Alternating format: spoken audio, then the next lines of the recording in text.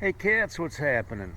Here we are into the first week of November, and it's still wonderful weather for riding. I don't know how many of you guys have put your bikes away already.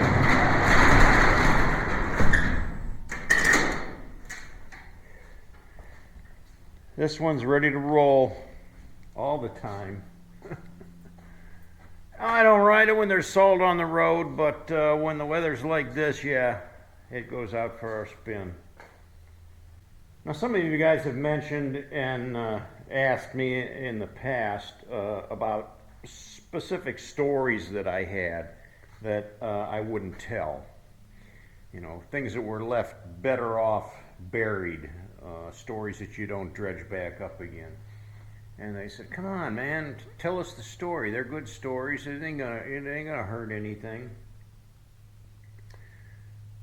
You know, I grew up around the motorcycle culture, and like I said, I've ridden with all types and clubs and bikers from all over the place.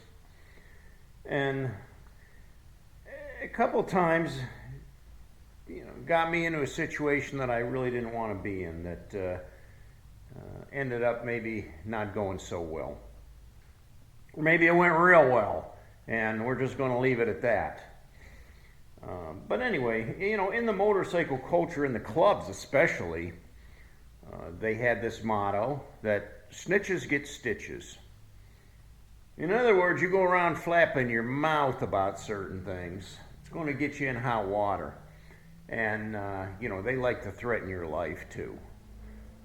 Whether or not people have died over snitching, yeah, I'm sure that it's happened, absolutely, no doubt. Could I be in one of those situations? I don't think so. I don't think anything I ever did was that serious. But still, nonetheless, there's stories that I don't want to talk about. Some of the things were obviously illegal. No, I never killed anybody. I never committed murder, rape, or anything like that, any big felony crime. But I would say that some of the stuff that I got tangled up in could have definitely, in a different situation, put me behind bars. And so, you know, it was a place where I shouldn't have been. Well, how did I get there? Because I rode a Harley, because I rode with some clubs, because I rode with some notorious people. And, you know, for instance, a buddy calls me up one day and he says, you know, "Come on down, let's ride." Go down to his pad. We went down there and hung out all the time. We worked on our bikes in his garage. We partied down there. And then from there we would take off and go riding. When he calls me, he says, "Come on down," and I went down there and we hung out for a little while, and then he says, "We got to go for a ride. I got some business to take care of. You can come with me." Okay, no problem. Sounds harmless, right?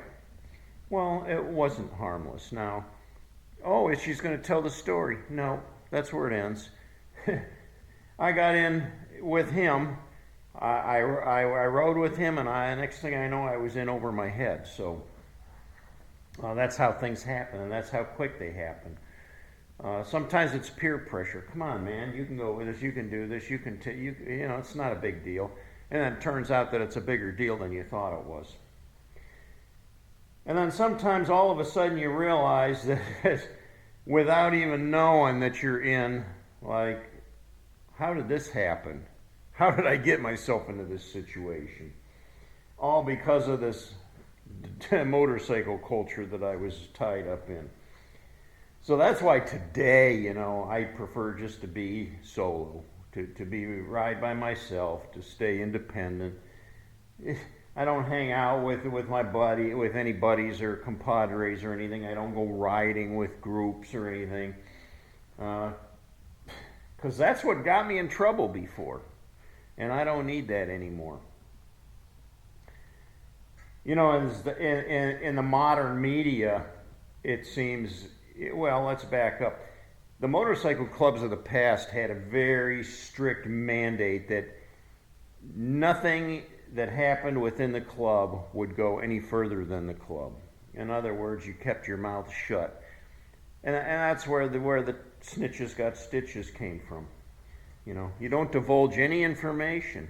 You go to a club meeting, you learn what you learn there, and when you walk out the door, nobody else knows about it except what happened in that club. Well, that's the way it used to be. Nowadays with social media, it's all over the place. I mean, the secrets are let out.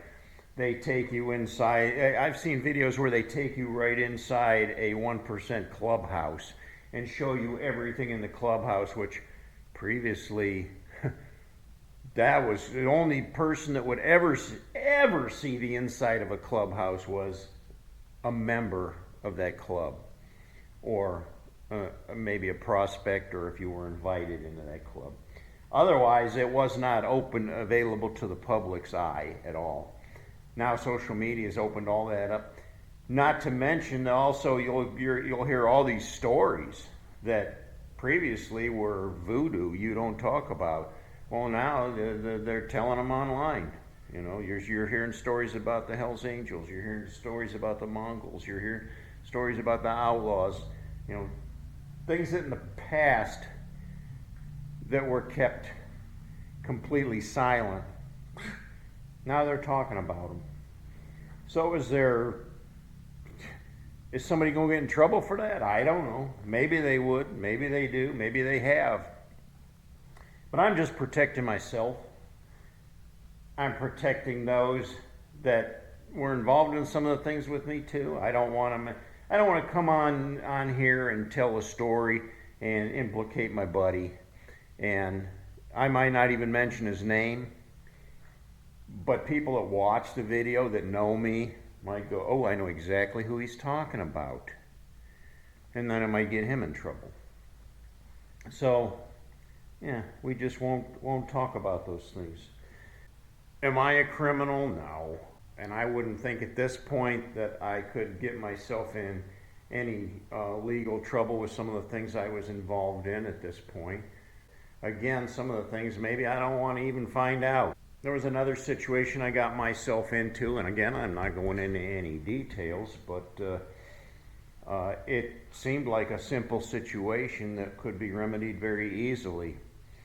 And then I come to find out later that, and mostly because I was a biker, you know, when you're a biker and you're with the clubs, or you're riding with the clubs, they'll find any reason they can to, I guess, find or use things against you. And found myself in some legal trouble, which was undeserving. I didn't think that I really thought that everything was fine, and they said no, it's not fine. And they wanted to push it to the next level. Just little things like that, you know. I mean, like I said, I can't go into the details. I can't go into the story. But yeah, some stories are better left unsaid.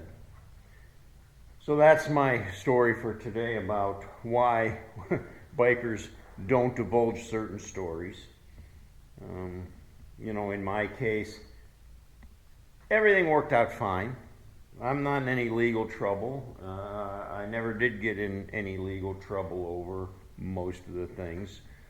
I got in a few little snafus here and there, but fortunately those are far behind me now, and I don't ever plan on going back there again. I prefer to ride independently, to be by myself, to stay out of trouble, to take a ride like today and just enjoy the fall weather. That works for me. Well, I don't know, like I said, if you haven't put your bike away yet, it's a great day for a ride. It's in the 50s today, so you got to bundle up, you got to put the leather on, zip up, and cover your face or wear your gloves, because it's a little chilly. You get that wind chill on there, and it feels good to be back in here. It's nice and warm inside the man cave. Well, thanks for watching today, guys. If you enjoyed my story, give me a thumbs up. If you haven't yet, subscribe and join us. Till next time, cats, ride hard and die free.